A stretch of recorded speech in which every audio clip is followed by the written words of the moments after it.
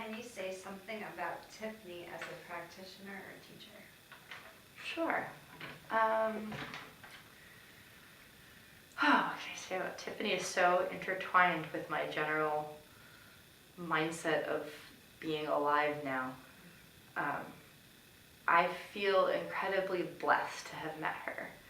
I honestly don't know where I would be psychologically if I hadn't met her. I think a large part of it is the Feldenkrais, but I think a large part of it is the Feldenkrais coming from her. There was I think one of the things that's really interesting when you talk to people and you tell them a story and, there's a therapeutic aspect to this in the psychological sense of like things coming up, so you'll be in a position and because you're dealing with the brain, even though you're moving the body, it can trigger stuff like my memory of having to do these exercises as a little kid. But that wasn't a good memory for me. Like that was a really hard memory for me because I was miserable and I hated it. And I think one of the things that you find as you go through life is there's people you share things with who respond in a way that make you potentially more hesitant to share, and people that respond in a way that makes you more willing to share. Just whether it's their actual response or just their energetic response. And she's just so, I think, open to the process and just wanting to kind of give this gift to people, that there's no blockage or hesitation or any kind of, it just seems like an open door to kind of pass through and let it become whatever it was. So I think the amazing gift is I never felt like I had to get better for her. Like I never, you know what I mean? If she'd give me like an exercise to go home and do, and I didn't do it, I didn't feel like I had to come in and lie and say, oh yeah, I floss my teeth every night, even though I may not have done that, because there was no judgment either way. Yeah. I think that was a big difference, because for me, coming from where I was coming from medically, it was interesting because like if you have cancer, right, if you get diagnosed with cancer, as awful as that is, and I don't want to downplay that in any way, shape, or form, but you have like a enemy to fight against. Yeah. You may not know how long it's going to take, but you have an enemy. On the flip side, if you have some other kind of surgery, like you break a bone, you may not have something to fight against, but you have a timeline. So like in 8 weeks, the cast comes off, and then in 2 more weeks, you get to walk. With symptoms of chronic pain, and I actually was in a pain support group for a little while, so I was talking to a lot of people with like fibromyalgia and stuff similar to that. You don't have either of those.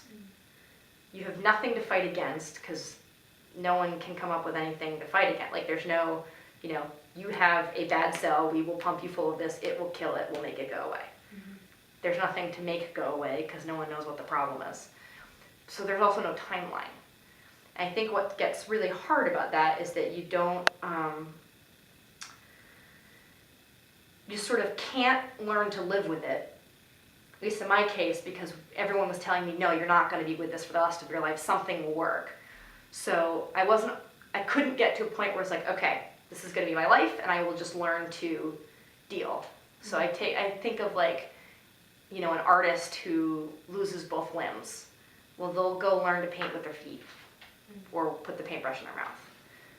But I wasn't ready to do that because that was giving up when I was told not to give up. But at the same time, I didn't have anything to fight against either. Yeah. And what was hard is that every time I would go see a new doctor, okay, we're going to try this and this is going to help. Just give it a few weeks and this is going to help. And so I'd get my hopes up and then they would fail. And so the last round, when it was like, okay, Feldenkrais and hypnosis, I was totally willing to try it. I was 100% open to it. But I also wasn't willing to put all my eggs in the basket, in the sense that I wasn't willing to get excited about the fact that it might work. I wasn't willing to believe that in a year I would be better. And I really didn't think it would only take a year. And that didn't faze her. which I think is another big thing, because a lot of other people I've talked to, it was like, you know, either I don't want to get better, or why can't I have a good attitude, or like, it didn't faze her. Mm-hmm. You know, if I came in and I was like, life sucks and I'm going to be stuck like this forever, you know, she would gently remind me that she doesn't think that's the case, but I have every right to feel how I'm feeling, you know, and we'll just go with that. And I think that allows you to kind of almost get better. It wasn't about looking forward or looking back. It was just about right here, right now. Like, in this moment, what do you feel? And that's different. And my hypnosis and my therapy was also focused in the same manner. And I think that made the big change for me medically too, because when you go to talk to doctors, it's always about, okay, you look at the history. Yeah. Like, no one says, you know, okay, on a scale of 1 to 10, how's your pain? But they're doing that because they want to compare it to how your pain was yesterday. Yeah. It's not about exactly just this one moment. And I think that made a very big difference too, because it took all of the panic and the discomfort, the psychological discomfort out of it, because it didn't matter what I was going to feel like tomorrow or how I felt yesterday. It was just about right now.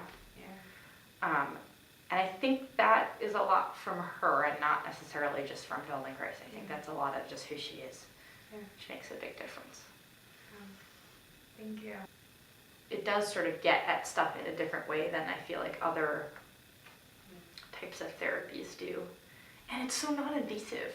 That's the thing that was like amazing for me. You know, I had spent all of these years of people giving me injections and poking me and moving, like shoving my body into certain positions to try to, and you know, the thing that was the least intrusive was ultimately the most intrusive in a good sense, and that it got into the problem really. Yeah. So, you know, of course, like on the flip side, I don't know that I would have even been able to get here in the first place, like, you know, if it hadn't been for the fact that there were painkillers for me to take so I could get out of bed. You know, I think it was like that ability to use everything. I didn't come in here and sort of give her my massive laundry list of medications and have her be like, okay, well, we're going to start by taking you off of everything. Yeah. Because, you know, it's all about alternative medicine, no Western medicine. You know, it was like, okay, let's use everything. Yeah. Which I think was awesome. It made a big difference. Your story is just really inspiring. Oh, good. I'm glad. I mean, I figure if something good can come out of all of it, I mean, obviously something good's come out of it for me. I don't know if I would say if I could go back, I would do it all over again. But I certainly don't feel like now I've wasted 4 years of my life, which I think a year ago I would have said I wasted 3 years of my life. So that's a cool plus. Yeah. But I don't know, I think the way most people, it seems like when they go through something pretty traumatizing and can come out of it, if they can use that to help anyone else, it's always really good.